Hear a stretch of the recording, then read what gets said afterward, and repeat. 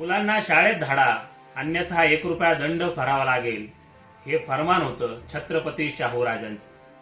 शाहू राजांच्या संस्थानात मुलांना जर शाळेत पाठवलं नाही तर पालकांना 1 रुपया दंड भरावा लागत होता. आणि आजच्या या 21व्या शतकामध्ये मुलांना शाळेत पाठवलं तर लाखोंचा दंड भरावा लागतो, तो म्हणजे डोनेशनच्या रूपात.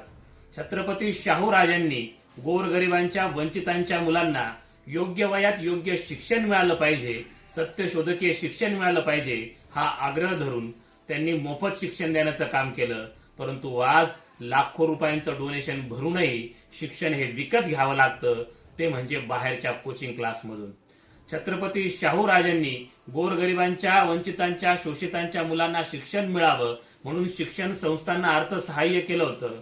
कर्मवीर भाऊराव पाटलांना मदत केली होती. डॉक्टर बाबासाहेब आंबेडकरांना शिष्यवृत्ती पुरवली होती. इव्हन एवढंच नव्हे तर ज्या ज्या विद्यार्थ्यांना शिक्षणाची आवड आहे, जे जे शिक्षित होऊन समाज कार्य करू इच्छितात, त्या सर्वांना आर्थिक सहाय्य पुरवण्याचं काम छत्रपती शाहू राजांनी केलं.